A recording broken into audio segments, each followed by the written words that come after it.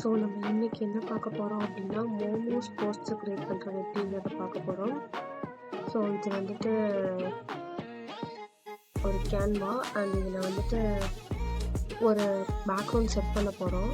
So அதுக்கு first marquee tool எடுத்து அந்த ரெக்டாங்கிள் செலக்ட் பண்ணி அதில் பேக்ரவுண்டை வந்துட்டு ரெட் கலரில் வச்சுட்டு ஸோ இந்த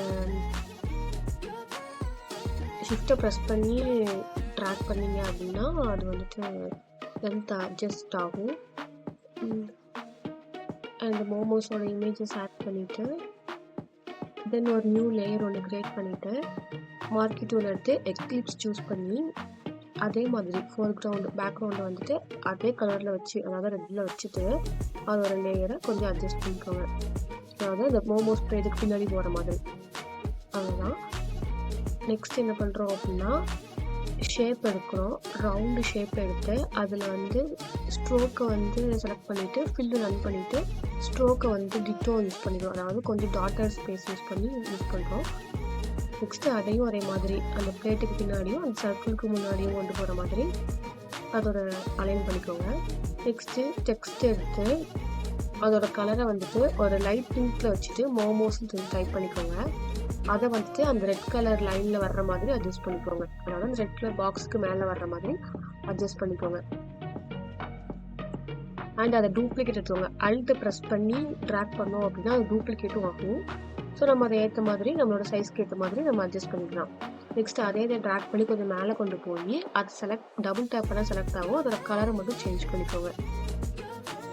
நெக்ஸ்ட் அதே மாதிரி அல்ட்டை ப்ரெஸ் பண்ணி ட்ராக் பண்ணிக்கோங்க. அதையும் அலைன் பண்ணி வச்சுக்கோங்க. நெக்ஸ்ட் அதே மாதிரி தான் சேம் ப்ராசஸ்ட்டை சூஸ் பண்ணிக்கோங்க. நெக்ஸ்ட் டபுள் டேப் பண்ணி கலர் மட்டும் கொஞ்சம் சேஞ்ச் பண்ணிக்கோங்க. ஏன்னா நமக்கு வந்து டிஃப்ரெண்ட் பேக்ரவுண்ட் வேணுங்கிறதுக்காக கொஞ்சம் பார்க்க நல்லா இருக்குங்கிறதுக்காக. நெக்ஸ்ட் அதே ஸ்டெப்பை ரிப்பீட் பண்ணிகிட்டே இருக்க கொஞ்சம்.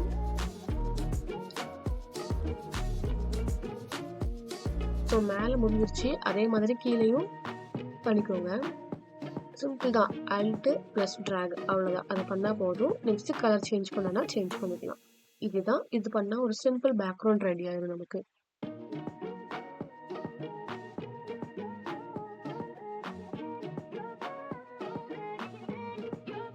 நெக்ஸ்ட் இது எல்லாத்தையுமே நம்ம என்ன பண்ணிக்கலாம் அப்படின்னா குரூப் பண்ணிக்கலாம்.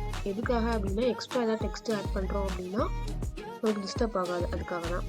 அண்ட் அதை வந்து டிசபிள் பண்ணிக்கிறோம் இப்போதைக்கு.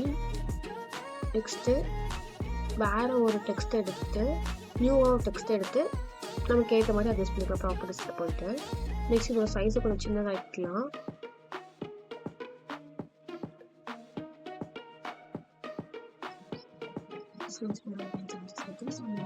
விஷயங்கிறத உட் கலருக்கே ஆக்கிறேன். நெக்ஸ்ட் இதை மோமோ மட்டும் வேறு டெக்ஸ்ட்டு ஸ்டைலில் மாற்றிட்டு நெக்ஸ்ட் இதோட கலரையும் மாற்றிக்கிறேன்.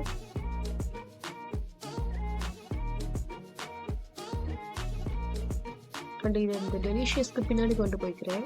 ஸோ தான் டெலிஷியஸ் நல்லா இருக்கும். நெக்ஸ்ட்டு இந்த பேக்ரவுண்டை இப்போதைக்கு வேணாம். ஸோ இதை வந்து நான் ஷிஃப்ட்டை ப்ரெஸ் பண்ணி டேக் பண்ணுறதுனால தான் இந்த மாதிரி காட்டுது. ஸோ நீங்கள் சும்மா பண்ணுறீங்க அப்படின்னா இந்த ஷேப்லேயே காட்டும். நெக்ஸ்ட்டு அதே மாதிரி இதை ஸ்ட்ரோக் மட்டும் ரன் பண்ணிவிட்டு பேக்ரவுண்ட் ரெட் வச்சுட்டு நெக்ஸ்ட்டு டெக்ஸ்ட் ஆட் பண்ணலாம்.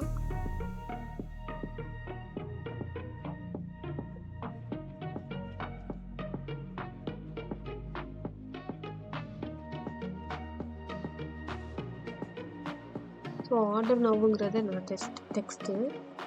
ஸோ இதோட சைஸை கொஞ்சம் ரீசேஞ்ச் பண்ணிவிட்டு